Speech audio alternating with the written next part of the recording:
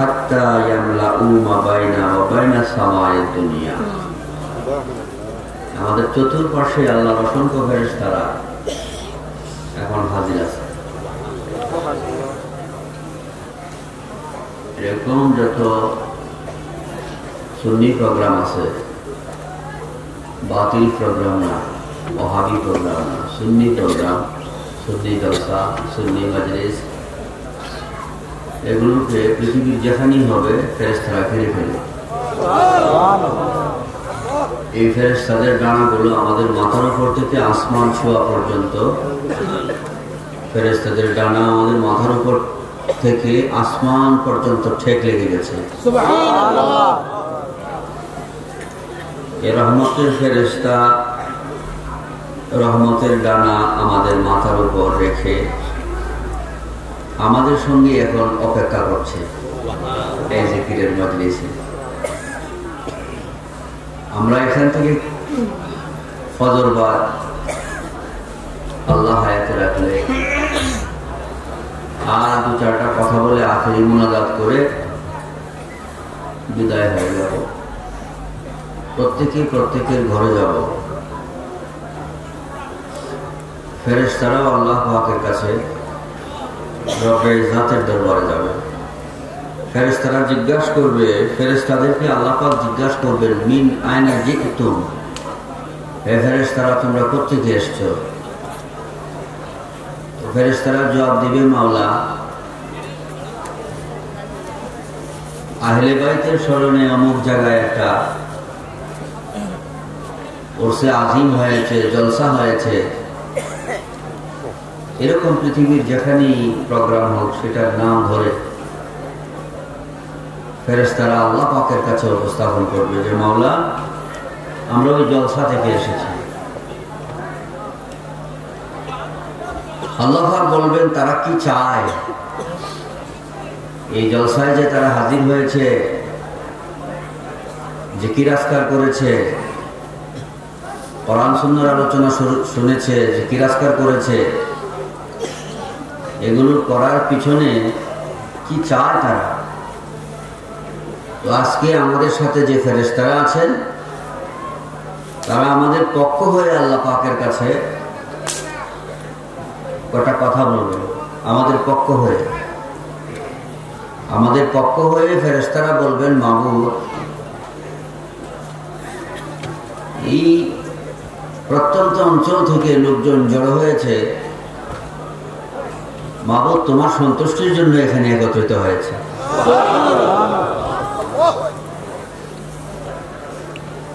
তো আল্লাহ বলবেন, এরা কি আমি আল্লাহকে দেখেছে? ফেরেশতারা বলবে, না মাওলা দেখেনি। 2 নম্বরে আল্লাহ পাক বলবেন, আর কি চায়? ফেরেশতারা বলবে, মাবুদ জান্নাতের কামনা করে, আমরা জান্নাত চাই কিনা? আল্লাহ বলবেন, তারা কি জান্নাত দেখেছে? ফেরেশতারা বলবে, না মাওলা দেখেনি। তৃতীয়বার আল্লাহ পাক বলবেন যে আর কি চায়? ফেরেশতারা বলবে, মাওলা জাহান্নামের আগুন থেকে বাঁচতে চায়। মাবুদ বলবেন, জাহান্নাম দেখেছে? ফেরেশতারা বলবে, না মাওলা দেখেনি। এবার আল্লাহ পাক ফেরেশতাদেরকে বলবেন, হে ফেরেশতারা তোমরা সাক্ষ্য হয়ে যাও, আমি আল্লাহকে না দেখিও এই মজলিসে যারা আমি আল্লাহর সন্তুষ্টির জন্য হাজির হয়েছে, জান্নাতের সুখ স্বাচ্ছন্দ্য আরাম আয়েশ দেখে নাই, না দেখেও এই জান্নাতের কামনা করছে আমি আল্লাহর কাছে, জাহান্নামের প্রতাপ, জাহান্নামের আযাব, ভয়ঙ্কর অবস্থা, ভয়াবহ পরিস্থিতি সম্পর্কে তারা জানে না, দেখে না, তদুপরি সেই জাহান্নাম থেকে আমি রবের কাছে মুক্তি চাচ্ছে, পানা চাচ্ছে। তোমরা সাক্ষ্য হয়ে যাও। এবার মাহমুদ বলতেছেন, তোমরা সাক্ষ্য হয়ে যাও আর শোনো, কদ গফারতু লাহুম, আমি তাদেরকে মাফ করে দিয়েছি।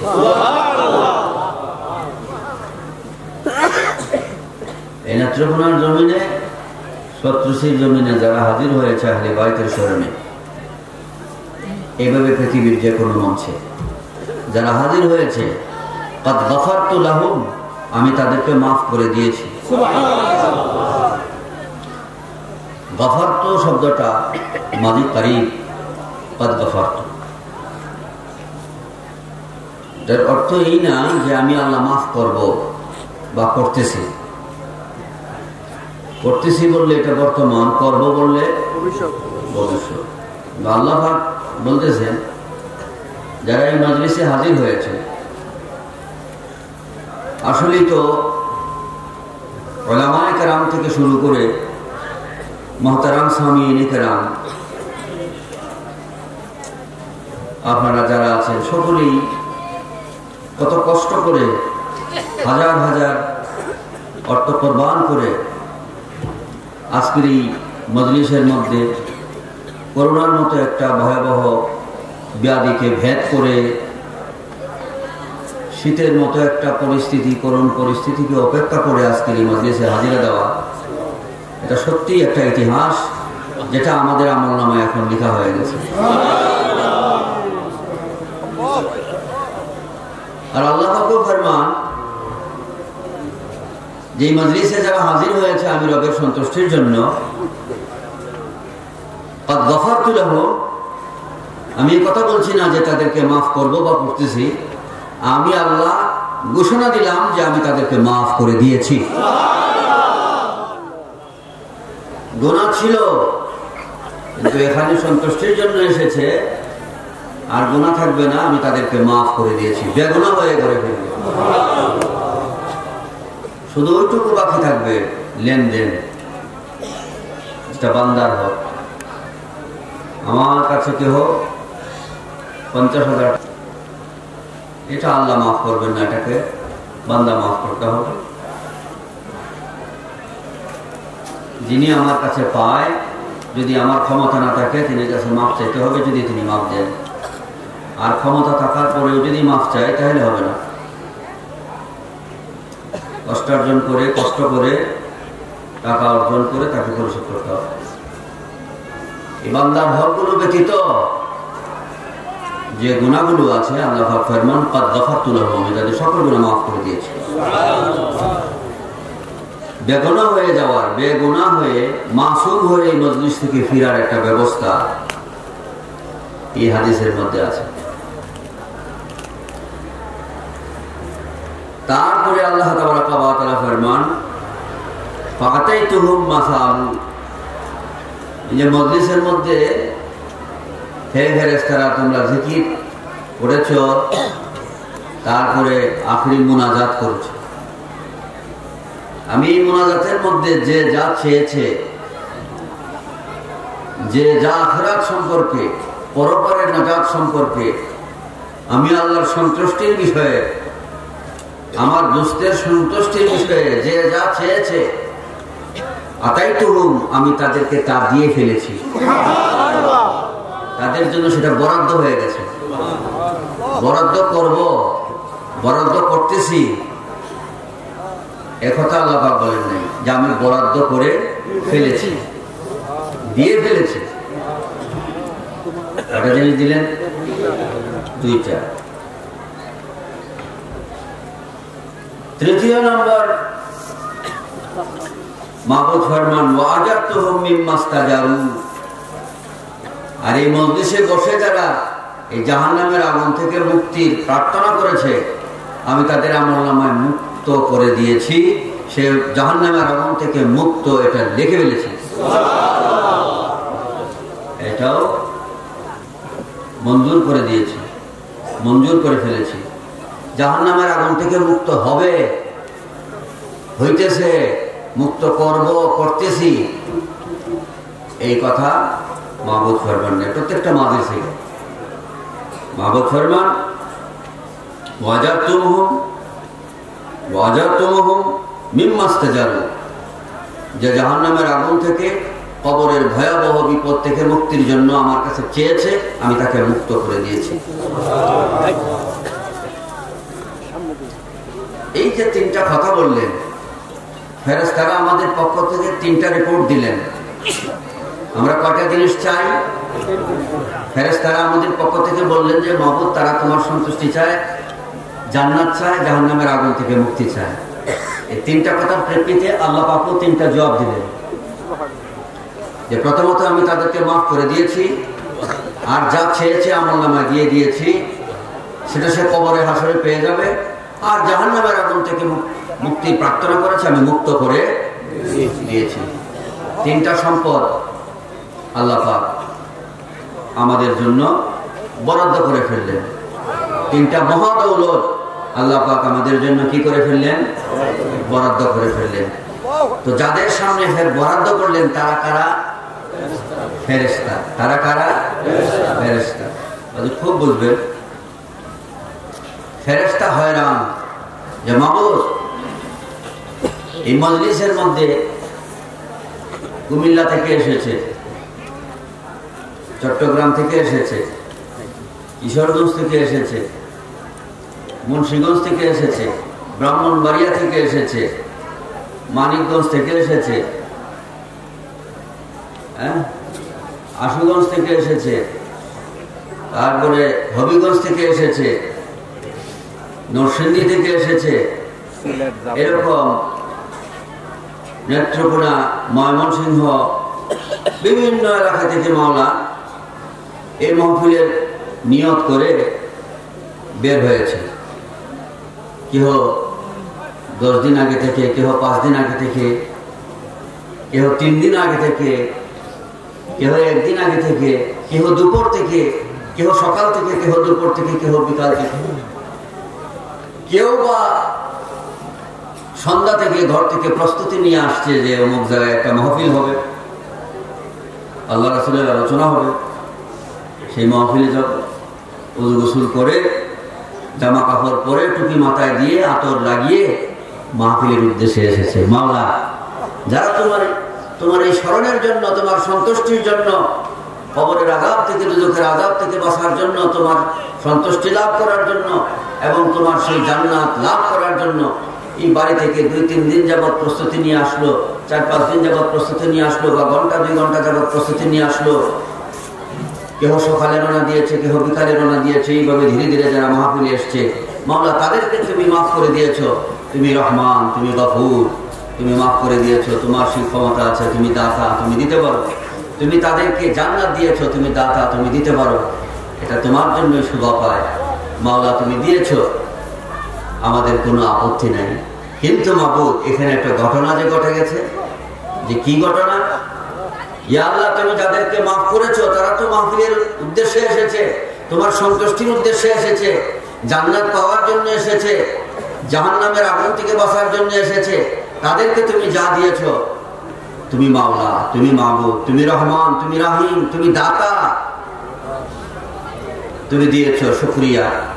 কিন্তু ঘটনা হলো এই যে এমন একজন ব্যক্তি ওই মাহফিলে এসেছে যে আসলে সে মাহফিলের উদ্দেশ্যে আসে নাই।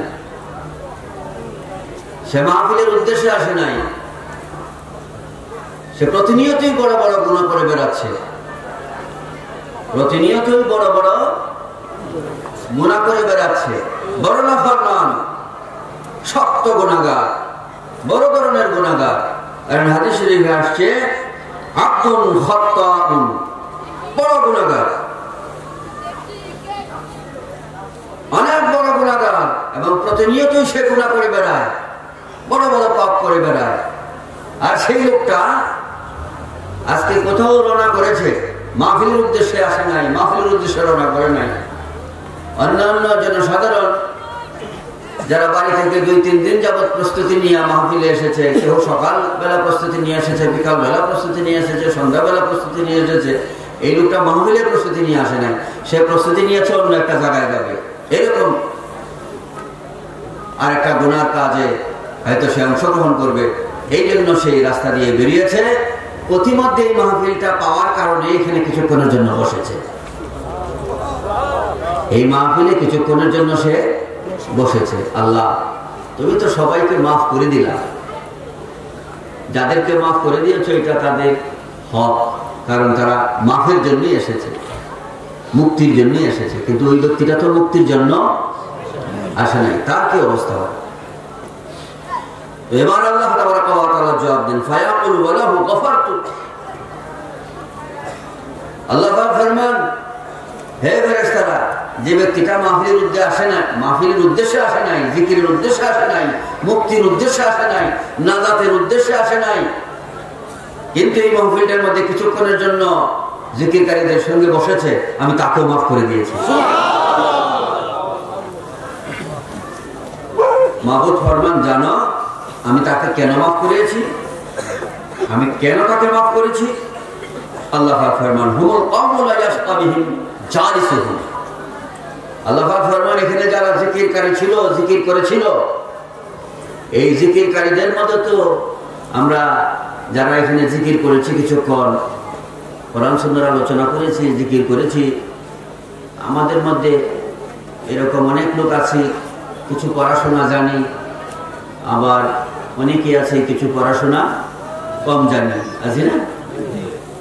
কিছু পড়াশোনা কিছু জানি, আর অনেকে আছে পড়াশোনা জানি তবে একটু একটু জানি, এরকম আছে না?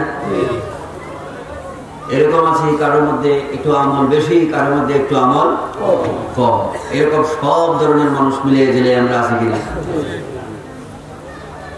তো মাহবুব ফরমান, আমি এখানে যত কিসিমের মানুষই আছে, আমি আল্লাহর জিকিরের কারণে তাদের পজিশন, তাদের মর্যাদা, তাদের আজমত এতটা বৃদ্ধি করে দিয়েছি যে এই জিকিরকারীদের উসিলায়, যদি এখানে বিভিন্ন কিসিমের মানুষ আছে, এই বিভিন্ন কিসিম মানুষ যখন জিকির করেছে, এই জিকিরের কারণে আমি তাদের মর্যাদা এতটা বুলন্দ করে দিয়েছি, এতটা সমৃদ্ধপূর্ণ করে দিয়েছি, তাদের মর্যাদা এতটা বাড়িয়ে দিয়েছি যে এই জিকিরকারীদের খাতিরে, এই জিকিরকারীদের উসিলায় আমি এই বড় গুনাহগারটাকে মাফ করে দিয়েছি।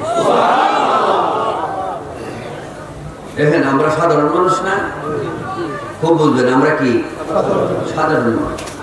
আমাদের মতো সাধারণ মানুষকে উসিলা করে আল্লাহ পাক ফরমান, এই সাধারণ মানুষ এরা যখন জিকির করেছে, এই জিকিরকারীদের উসিলা করে আমি গুনাহগারকে কি করে দিয়েছি? মাফ করে দিয়েছি। আসুন, এই হাদিসের দ্বারা আমরা বেশ কিছু মাসলা ইস্তেমবাদ করতে পারি, বের করতে পারি। কিছু মাসলা আমরা এখানে খুঁজে পাই। যে কি মাসআলা? একটা হলো জিকিরের ফজিলত। যে ব্যক্তি জিকির করবে সেই ব্যক্তির নসিবে তিনটা মহা দৌলত রয়েছে, যা আল্লাহ পাক তাকে মাফ করে দিয়েছেন। যা সে চেয়েছে, ফরিয়াদ করেছে, মোনাজাত করেছে, আল্লাহ পাক তার জন্য বরাদ্দ করে ফেলেছেন। জাহান্নামের আগুন থেকে তাকে কি করে দিয়েছেন? মুক্ত করে দিয়েছেন। কারণ জিকির এমন একটা গুরুত্বপূর্ণ বিষয় যে 104 তরিকার যত ইমাম আছে, 104 তরিকা ইমাম, প্রত্যেক তরিকার ইমাম এই জিকিরের সবক দিয়েছেন। যে আমি হাঁটতে চলতে ফিরতে পাকে না পাকে জিকির করো লা ইলাহা ইল্লাল্লাহ, সেদিকে যাচ্ছে না। আরেকটা বিষয় কি জানলাম, আরেকটা মাসালা কি জানবো। দেখুন, আমাদের দেশে কিছু মৌলবী আছে, অল্প কথায় শেষ করছি। আমাদের এখানে অনেক উলামায়ে কেরাম আছেন, গুরুত্বপূর্ণ ইমানি আলোচনা নিয়ে আসবেন, ইমান আমল সংক্রান্ত আলোচনা নিয়ে আসবেন। এই যে আমি খুব মুলাখাস দুটা কথা বলতেছি, খেয়াল করবেন। আল্লাহ পাক ফরমান, জিকিরকারীদের উসিলায় আমি বড় গুনাহগারটাকে মাফ করে দিয়েছি। যদিও মুক্তির উসিলায় আসা নাই, কিন্তু জিকিরকারীদের সঙ্গে বসার কারণে, জিকিরকারীদের সহবতের কারণে, জিকিরকারীদের কিছুক্ষণ সঙ্গ নেওয়ার কারণে এই জিকিরকারীদের উসিলায় আমি তাকে কি করে দিয়েছি? মাফ করে দিয়েছি। আমরা সাধারণ মানুষ, আমাদের মতো সাধারণ মানুষ আমাদের মতো জিকিরকারীদের উসিলা করে যদি আমাদের সাথে কিছুক্ষণের সঙ্গ নেওয়ার কারণে, আমাদের সাথে কিছুক্ষণের সহবতের কারণে আল্লাহ পাক যদি এত বড় গুনাহগারকে মাফ করে দিলেন, অথচ আমরা খুব বেশি একটা আলেম মানুষ না, শিক্ষিত মানুষ না, শিক্ষায় কমবেশ সবার মধ্যে কমবেশ শিক্ষা আছে, কারোর মধ্যে কম আছে, কারোর মধ্যে বেশি আছে, নেক আছে, গুনাহ আছে, সবকিছু মিলে আছে, আমরা আছি কিনা এখানে। তো আমাদের মতো সাধারণ মানুষকে লক্ষ্য করে যদি আল্লাহ পাক একটা বড় গুনাহগারকে মাফ করে দিতে পারে, তো আল্লাহ যারা ওলি এবং নবী রাসূল তাদেরকে উসিলা করে আল্লাহ পাক গুনাহগারকে মাফ করতে পারে কিনা? এই হাদিসটা তো সহিহ হাদিস, মুসলিম শরীফের হাদিস। এই হাদিস তো পৃথিবীর উদয়স্তের মধ্যে যে জায়গায় মুসলমান আছে সব জায়গায় এই হাদিসটা আছে। এই জন্য বলছি, এই আজকে একটা সম্প্রদায় আমাদের দেশে আছে, শুধু আমাদের দেশে না, এই সারা পৃথিবীতে আছে, যেখানে মুসলমান আছে, হক আর বাতিল দুইটা বিষয় আছে কিনা? যে বলে নবী ওলি গুণের কাছে যাওয়া বা তাদের সাহায্য বা তাদের উসিলা ইত্যাদি কামনা করা বা উসিলা মানা, এগুলো বেদাত, এগুলো হারাম, এগুলো বলে কিনা? এগুলো যদি হারাম হয় এই হাদিস কোথায় যাবে? এই হাদিসের উপর তারা আপত্তি করলো কিনা? এই হাদিসকে তারা মানলো না এই হাদিসের অস্বীকার করলো? এখন এমন একটা ফিতনার যুগ, আমার পূর্ববর্তী উলামায়ে কেরাম আমি যতটুকু আঁচ করতে পেরেছি হক বাতিলের উপর মোটামুটি আলোচনা করেছেন, আরো সামনে আলোচনা করবেন। এই যে ধরুন ওয়াহাবি, সালাফি, নজদি, খারিজি, দেওবন্দি, এই ফিরকায়ে বাতিলা যারা আছে, হুজুর সাল্লাল্লাহু তাআলা আলাইহি ওয়াসাল্লাম আর হাজির নাজির নূর গায়েবের খবরদাতা রাহমাতুল লিল আলামিন শাফিউল মুযনিবিন হায়াতুন নবী খাতামুন নবী, এই যে হুজুর পাকের অসংখ্য গুণাবলী আছে, এগুলো কিন্তু বাতিলপন্থীরা মানতে রাজি। আজকে তারা যখন প্রোগ্রাম করে তাদের সপক্ষে তারা অনেক দলিল দেয়, তাদের সপক্ষে কোরআন থেকে কথা বলে, হাদিস থেকে কথা বলে, সেই সাথে অনেক যুক্তি উপস্থাপন করে। আহলে সুন্নাত ওয়াল জামাত, এদিকে আহলে সুন্নাত ওয়াল জামাতের উলামায়ে কেরাম যখন কথা বলে, তারাও কোরআন থেকে কথা বলে, কোরআন দিয়ে দলিল দেয়, হাদিস দিয়ে দলিল দেয়, আদিল্লে আরবা দিয়ে দলিল দেয়, যুক্তি দেয়, দেয় কিনা? এখন সাধারণ মানুষ বিপাকে পড়ে গেছে। যে অমুক মৌলানা সাহেব, যারা নিজেদেরকে সুন্নি বলে, তারা অনেক দলিল দিয়েছে নবীজি হাজির নাজির। হাজির নাজিরের অর্থ হলো আপনারা বুঝবেন, আল্লাহর দেওয়া ক্ষমতায়, আল্লাহর দেওয়া ক্ষমতায় নবীজি হাজির ও নাজির, গায়েবের খবর। তো সাধারণ মানুষ মনে করে যে এই হুজুররা বলে গেছে কোরআন হাদিসের দলিল দিয়াই যে নবীজি হাজির নাজির, গায়েবের খবরদাতা, ঈদে মিলাদুন নবী, মিলাদ কিয়াম ইত্যাদি কোরআন হাদিসে আছে। আবার যারা ওয়াহাবি মৌলবী, তারাও কোরআন হাদিস দিয়ে বলে গেছে যে এগুলো জায়েজ নাই, বেদাত। তো আমরা কোন পথে যাব? এই কথা বলে কিনা? যে এক পক্ষ বলে এগুলো মিলাদ কিয়াম, হাজির নাজির, এগুলো সবের কাজ, আর এক পক্ষ বলে এগুলো বেদাত, গুনাহের কাজ। দুই পক্ষ এবার কোরআন হাদিস দিয়ে কথা বলে। সাধারণ পাবলিক এই আলোচনাগুলো করে কিনা? এখন তারা কোন পথে যাবে? এই দ্বিধাদ্বন্দ্বের মধ্যে সময় অতিক্রম করে কেউ এই দ্বিধাদ্বন্দ্বের মধ্যে থেকে থেকেই দুনিয়া থেকে আবার বিদায় নেয়। আমরা এমন একটা বিপদের মধ্যে পড়ে গেছি এই সময়। কাজেই বাজে আমি দীর্ঘ কথা না বলে, এই সময়ের মধ্যে আহলে বাইতের গুরুত্ব খুব বেশি, খুবই বেশি। আপনারা এই সময়টার মধ্যে আহলে বাইত সম্পর্কে আলোচনা করা, যুগে যুগেই আহলে বাইতের আলোচনা খুব জরুরি, কিন্তু এই মুহূর্তটা যে কতটুকু জরুরি, এই মুহূর্তে যে কতটুকু জরুরি আহলে বাইতের আলোচনা, আমার এই শেষ কথাটা আপনারা অনুধাবন করতে পারবেন।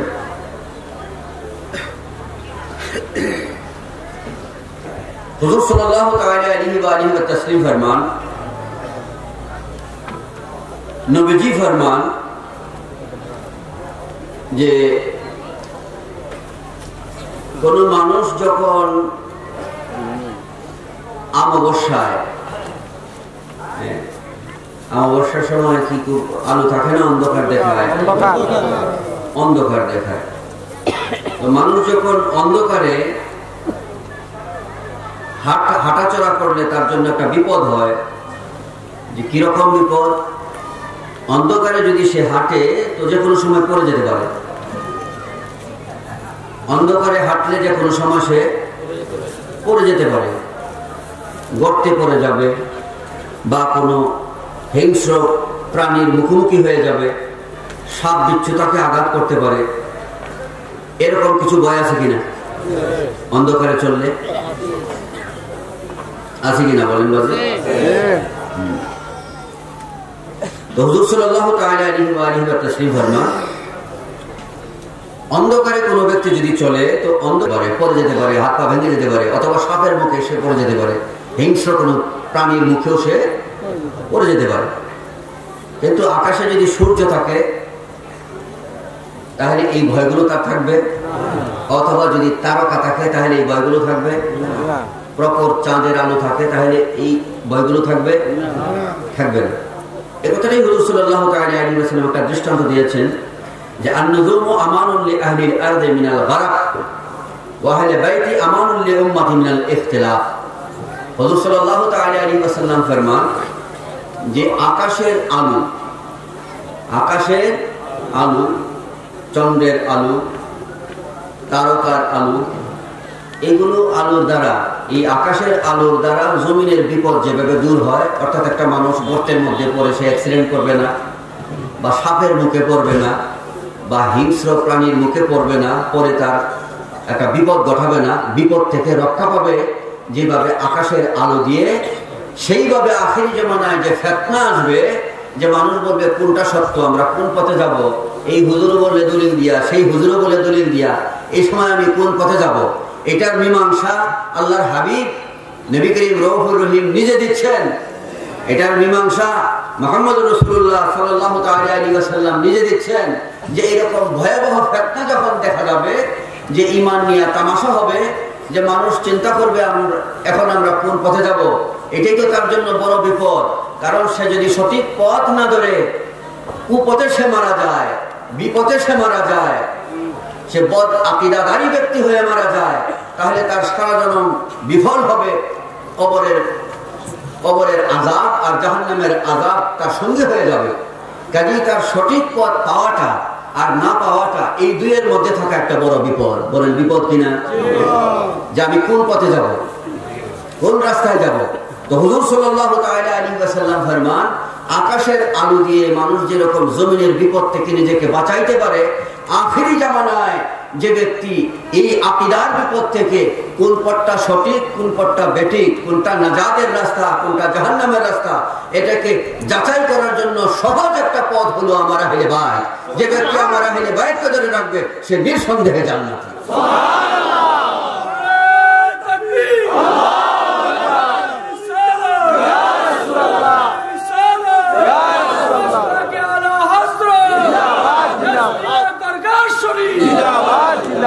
নবীজি পরিষ্কার ফরমান, ওয়া আহলু বাইতি আমানুন লি উম্মতি মিনাল ইখতিলাফ।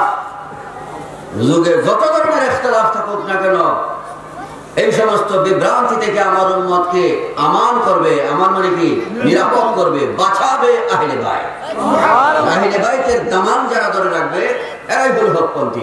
আপনারা খেয়াল করবেন, কখনো ওয়াহাবিপন্থী, নজদীপন্থী, খারিজিপন্থী, বাতিলপন্থী কখনো আহলে বাইতের অনুষ্ঠান করবে না, বরং আহলে বাইতের বিরুদ্ধে চালন করে এজিদের পক্ষে তারা স্লোগান দেয়, এজিদের নামের পিছনে তারা, এটা উদাহরণস্বরূপ বলতেও আমার ভয় হয়। এরকম কিছু বাতিলপন্থী আছে যে এজিদের নামের পিছনে তারা আল্লাহর রহমতকে যোগ করে। বলেন নাউযুবিল্লাহ। আল্লাহ পাক এই বদ আকীদা থেকে আমাদেরকে হেফাজত করুন। দেখুন আরেকটা হাদিস এরকম আসছে, অনেকগুলো হাদিস, আমি কটা হাদিস বলবো। আমাদের এই যুগের ফিতনা, এই যে ভয়াবহ একটা ফিতনা চলছে, এই ফিতনা থেকে আমাদের অব্যাহতির জন্য এই কটা কথা আপনাদের খেদমতে রাখছি। এর দুরূদ শরীফ পড়ি, সালাতুন ইয়া রাসূলুল্লাহ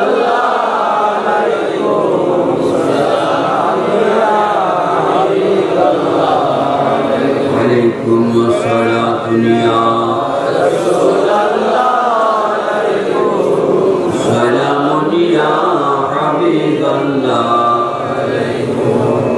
মোহাম্মদ মুস্তাফা নূরুন আলা নূর হাবিব কিবরিয়া সরতা কদম নূর সালাতুনিয়া রাসূলুল্লাহ আলাইকুম সালামুনিয়া হাবিবাল্লাহ আলাইকুম সালাতুনিয়া রাসূলুল্লাহ আলাইকুম সালামুনিয়া হাবিবাল্লাহ হুজুর সাল্লাল্লাহু তাআলা আলাইহি ওয়া আলিহি ওয়া তাসলিম ফরমান আল জিমু মুআদ্দাতা আহলুল বাইত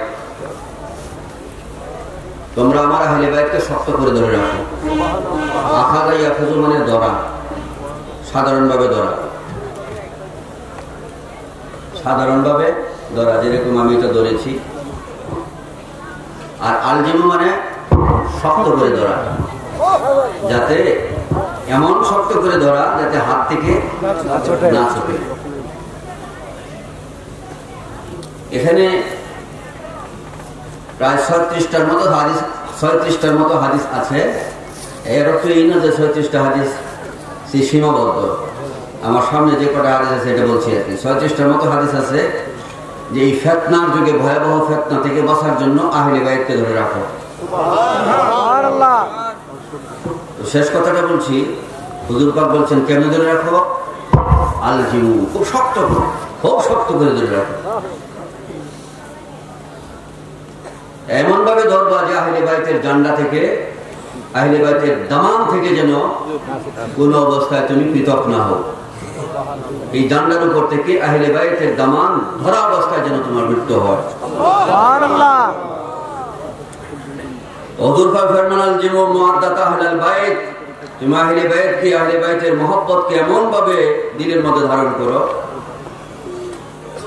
যে ধারণ করলে কি হবে فإنه من لقي الله عز وجل وهو يؤدون دخل الجنة بشفاعتنا হুজুর পাক ফরমান যদি আহলে বাইতের মহব্বত নিয়া তুমি দুনিয়া থেকে বিদায় হও তাহলে তুমি আমার রবের সঙ্গে সাক্ষাৎ করবে আমার রবের সঙ্গে তোমার জিয়ারত হবে আর তোমার কোনো বিপদ থাকবে না কারণ তোমার শাফাতের জন্য আমার আহলে বাইতের সকল সদস্য তোমার পেছনে থাকবে সুবহানাল্লাহ নবী বংশের 72 জন সদস্য নির্মমভাবে কারবালার ময়দানে শহীদ হয়েছেন যারা শহীদ হয়েছেন সকলেই এই প্রেমিক ব্যক্তির জন্য হাসরের মাঠে থাকবে আহলে বাইতের রাস্তায় থাকবে দেখুন এই কথাটাও খুব সংক্ষেপ করতেছি কারবালার ময়দানে ইমাম হুসাইন রাদিয়াল্লাহু তাআলা আনহু সহ নবী বংশের 72 জন থেকে বেশ কম রয়েছে 72 থেকে 83 জন সদস্য কারবালার ময়দানে নবী পরিবার নবীর আওলাদ এই কারবালার ময়দানে হাজির হয়েছে এই নবী পরিবারকে যারা নির্মমভাবে অত্যাচার করেছে নির্যাতন নিপীড়ন করেছে শহীদ করেছে এদের মধ্যে সেই যুগ থেকে এ যাবৎ পর্যন্ত প্রায় ১৫০০ বছর এই পর্যন্ত কোনো তাওয়ারিখের কিতাবে কোনো পুস্তকে কোনো তাফসিরে এরকম কেউ বলতে পারে নাই কোনো মুফাসসির কোনো মুফতি কোনো মুহাদ্দিস কেউ বলে নাই যে এই ইমাম হুসাইন রাদিয়াল্লাহু তাআলা আনহুর বিরুদ্ধচারণকারীর মধ্যে একজন হিন্দু ছিল ইমাম হুসাইন রাদিয়াল্লাহু তাআলা আনহু এই নবী পরিবারের উপর যারা তরবারি ধরেছে আঘাত করেছে তাদের মধ্যে কেউ বিধর্মী ছিল ইহুদি ছিল খ্রিস্টান ছিল বৌদ্ধ ছিল হিন্দু ছিল এরকম কোন প্রমাণ নাই সকলেই কি ছিল মুসলমান প্রায় ৩০০০-এর ঊর্ধ্বে ছিল হাফিজ মাওলানা ছিল মুখে দাড়ি ছিল মাথায় টুপি ছিল জুব্বা ছিল সকলেই মুসলমান ছিল এই মুসলমান হয়ে নবী পরিবারের উপর তরবারি তুলেছে অথচ এই নবী পরিবারের সঙ্গে মহব্বত রাখা তাদেরকে সম্মান করা তাদেরকে ইজ্জত করা নিয়ে ১০,০০০ হাদিস এসেছে নিজে আল্লাহ কোরআনে কারীমের ২১টা আয়াতে কারীমার মধ্যে এই আহলে বাইতের মহব্বতের সম্পর্কে আল্লাহ পাক 21টা আয়াতে কারিমা 21 জায়গায় আল্লাহ পাক আহলে বাইতকে মহব্বত করার জন্য বলেছেন, আর 10,000-এর মতো হাদিস এসেছে আহলে বাইতের ফজিলতের উপর। সুবহানাল্লাহ। আমাদের নামাজ ফরজ, এই ফরজ নামাজের উপরে এতগুলো হাদিস আসে নাই যতগুলো হাদিস এসেছে আহলে বাইতের মহব্বত নিয়ে। সুবহানাল্লাহ। যেভাবে আল্লাহ পাক বুঝিয়েছেন আহলে বাইতকে মহব্বত করার জন্য, সেভাবে হাদিস শরীফে এসেছে আহলে বাইতকে মহব্বত করার জন্য, আহলে বাইতকে ধরে রাখার জন্য। আর সেই জায়গায় আহলে বাইতকে নির্মমভাবে এক শ্রেণীর মুসলমান কারবালার প্রান্তরে শহীদ করেছে। শিশু আজগার ইতিহাস লিখলে অনেক লম্বা হয়ে যায়। আমি কাব্য আকারে, কবিতা আকারে কিছু কিছু ঘটনা তুলে ধরেছি মিলাদে আজম নামক পুস্তকের মধ্যে।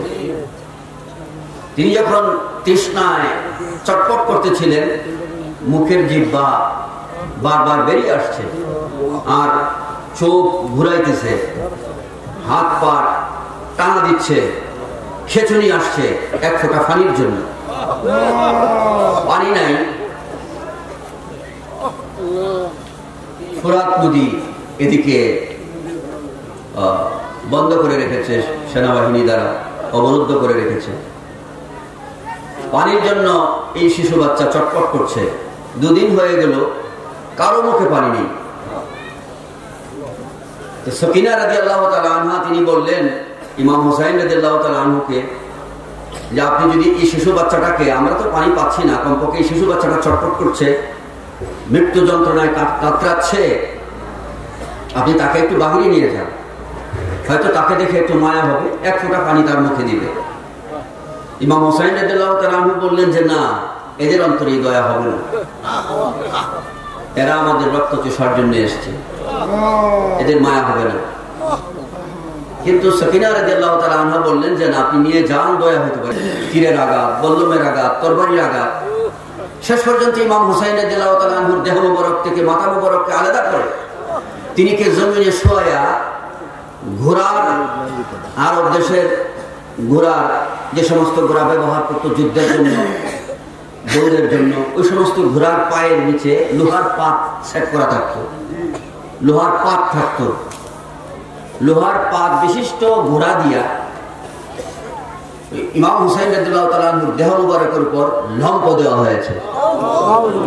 ঘোড়াকে দূর থেকে দৌড়াইয়া ঘোড়ার পা ইমাম হুসাইন রাদিয়াল্লাহু তাআলা আনহুর উপর বারবার ফেলে ফেলে তিনি শরীর থেকে গোশত মুবারককে আলাদা করে দিয়েছে। এভাবে নির্মম অত্যাচার করেছে। আর অত্যাচারের কত লীলাহান ঘটনা আমি বলার মতো আমার, বলতে গেলে আমি বলতে পারবো না, বলা শুরু করলে বলতে পারবো না, আমার জবান বন্ধ হয়ে আসবে, এত নির্মম।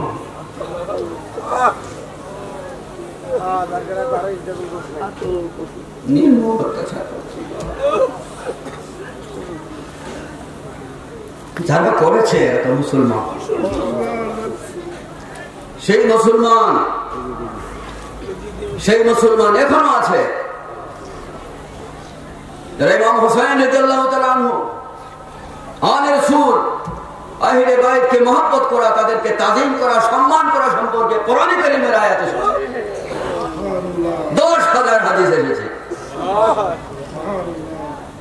সেই কোরআন কারীমের আয়াতকে উপেক্ষা করে, কোরআন কারীমকে তোয়াক্কা না করে, হাদিসকে তোয়াক্কা না করে, আমার নবী করিম রাউফুর রহিমকে তোয়াক্কা না করে, এই আওলাদে রাসূলকে তোয়াক্কা না করে নির্মম ভাবে যে সমস্ত মুসলমান আওলাদে রাসূলগণকে নিপীড়ন করেছে, নির্যাতন করেছে, পানি দেওয়া তো দূরের কথা, অসম্মান অপদস্থের সঙ্গে নির্মম ভাবে কারবালার প্রান্তরে যারা শহীদ করেছে, এরা কোন মুসলমান আপনারা বলেন?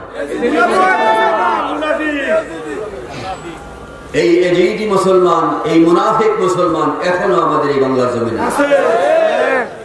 তখন সংখ্যায় ছিল যা, তার চেয়ে সংখ্যা এখন কোটি কোটি গুণ বেড়ে গেছে। এখন সংখ্যায় কোটি কোটি গুণ বেড়ে গেছে। যদি হুজুর পাকের প্রতি মহব্বত থাকতো, তাদের নবী পাকের প্রতি যদি মহব্বত থাকতো, তাহলে আহলে বাইতকে ভালোবাসতো। এটাই প্রমাণ করে যে হুজুর পাকের প্রতিও তাদের মহব্বত ছিল না, কোরআনে কারীমের প্রতিও তাদের শ্রদ্ধা ছিল না। কোরআনে কারীমের যেখানে আয়াত রয়েছে, হাদিস শরীফ রয়েছে, এগুলোকেও তোয়াক্কা করে নাই। লেবাসে মুসলমান এই শ্রেণীর বাতিলপন্থী হুজুর পাকের যুগে ছিল, ইমাম হুসাইন রাদিয়াল্লাহু তাআলা আনহুর যুগে ছিল, এখনো আছে।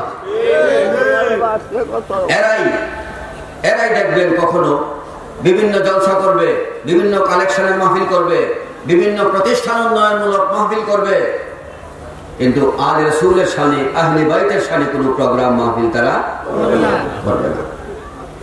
আমার নবী করিম রউফুর রহিম এটা জানতেন, এই জন্য সোজা একটা ফয়সালা দিয়েছেন যে আখির জামানায় বৃষ্টির মতো ফিতনা আসবে, মানুষ তাদের স্বপক্ষে অপব্যাখ্যামূলক দলিল দিবে। কোরআনের আয়াত ঠিকই আছে, কিন্তু ব্যাখ্যা করবে অপব্যাখ্যা, সঠিক ব্যাখ্যা করবে না, নিজেদের মতো মন গড়া এমন সুন্দর করে ব্যাখ্যা করবে যাতে মানুষ খায়, যাতে মানুষ মনে করে যে এটাই বোধহয় সঠিক। কোরআনের আয়াতও ঠিক, হাদিসও ঠিক, কিন্তু ব্যাখ্যাটা এমন ভাবে করবে যেন মানুষ মনে করে এই কথাটাই ঠিক। এই জন্য আমার নবী করিম রউফুর রহিম একটা সহজ ফয়সালা দিয়েছেন যে আখিরি জামানায় এত ফিতনা হবে যে বৃষ্টি মুষলধারে যেভাবে আসে সেইভাবে ঈমানের উপর ঝড় তুফান আসবে, ফিতনা আসবে। এমন সময় আমার উম্মত যদি নাজাতের পথে থাকতে চায়, তাহলে তারা যেন আহলে বাইতকে ধরে রাখে, আহলে বাইতের মহব্বত যেন তাদের অন্তরে থাকে। খুব খেয়াল করবেন, উলামায়ে কেরাম এখানে আছেন, সুদ খায়, ঘুষ খায়, সুদ খেয়েছে, ঘুষ খেয়েছে, জিনা করেছে, এমন লোক মরে গেছে। সুদ খেয়েছে, ঘুষ খেয়েছে, মিথ্যা বলেছে, ফাঁসি নিয়ে মরে গেছে, এমন লোক মরে গেছে, তার জানাজা জায়েজ। জানাজা কি জায়েজ না নাজায়েজ? জানাজা পড়া যাবে। নামাজ পড়ে নাই, কিন্তু লোকটা কি মুমিন, নামাজও পড়ে নাই, রোজাও রাখে নাই। খেয়াল করবেন, নামাজও পড়ে নাই, রোজাও রাখে নাই, হাকে হাকে কমবেশ বন্দেগী করেছে, 12 আনা সময় নামাজ পড়ছে না, রোজা রাখছে না, টুপি নাই, দাড়ি নাই, সুদও খায়, ঘুষও খায়, জিনাও করে, আবার ফাঁসি নিয়েও শেষ পর্যন্ত ফাঁসি নিয়ে মারা গেছে। শরীয়তের বিধান হলো এই ব্যক্তির উপর জানাজা নামাজ জায়েজ। জানাজার নামাজ কি জায়েজ? জানাজার নামাজ পড়া যাবে, এবং ব্যক্তির উপর জানাজার নামাজ পড়া যাবে। এটা আদিল্লায়ে আরবার ফতোয়া, আদিল্লায়ে আরবার ফতোয়া, কোরআন হাদিসের ফতোয়া, কোরআন হাদিসের রায় যে এমন ব্যক্তির উপর জানাজার নামাজ পড়া যাবে। যদিও সে সুদ খেয়েছে, যদিও মদ খেয়েছে, যদিও ঘুষ খেয়েছে, যদিও নামাজ পড়ছে না, রোজা রাখছে না, জানাজার নামাজ পড়তে হবে। কিন্তু কোরআনে কারীমে আল্লাহ পাক ফরমান, লা তুসাল্লি আলা আহাদিন মিনহুম মাতা আবাদা ওয়া লা তাকুম আলা কবরিহি। যে সুদ খায়, ঘুষ খেয়ে মারা গেছে, ফাঁসি নিয়ে মারা গেছে, তার জানাজার নামাজ পড়তে পারো, পড়ো। কিন্তু যে আমার নবী করিম রউফুর রহিমের দুশমনি করেছে, যার বদ আকীদা, মুনাফিক, এমন ব্যক্তি সারা জনম নামাজ পড়েছে, রোজা করেছে, হজ করেছে, যাকাত দিয়েছে, তাহাজ্জুদের নামাজ পড়েছে, ইবাদত করতে করতে ইবাদত অবস্থায়, সেজদা অবস্থায় মারা গেছে, এই ব্যক্তির জানাজার নামাজ পড়া সম্পর্কে আল্লাহ পাক ফরমান, লা তুসাল্লি আলা আহাদিন মিনহুম মাতা আবাদা। এমন লোক মারা গেলে তার জানাজার নামাজ পড়বে না, ওয়ালা তাকুম আলা কবরিহি, তার কবরের পাশে দাঁড়িয়ে হাত তুলে দোয়া করবে। তাকবীর, আল্লাহু আকবার, রিসালাত, নবী দুশমনেরা হুশিয়ার। এই বাতিল পন্থী আমাদের সমাজে আছে কিনা? এখন তারা ঐক্যবদ্ধ, বিভিন্ন ভাবে ঐক্যবদ্ধ। সুন্নি আলেমদেরকে বিভিন্ন ষড়যন্ত্রের জালে আবদ্ধ করে নিধন করবে, এই পরিকল্পনা আমি আজ থেকে 20 বছর আগে আমার হিদায়াত কুফরিয়াতের মধ্যে লিখেছি। মুফতি আলমগীর সহ, মুফতি সিদ্দিকুর রহমান মহাসচিব সহ আমাদের দরবার উলামায়ে কেরাম জানেন। আর 20 বছর আগে লিখেছি, আর এটা এখন বাস্তবে ঘটছে। এই বাতিল ফেরকা আমাদের সমাজে আছে। আমি আপনাদেরকে শর্টকাট একটা কথা বলছি, আমল যদি অল্পও হয় আর ঈমান যদি মজবুত থাকে, আল্লাহ রাসূলের মহব্বত, আহলে বাইতের মহব্বত যদি অন্তরে থাকে, এই ব্যক্তি বেহেশতি।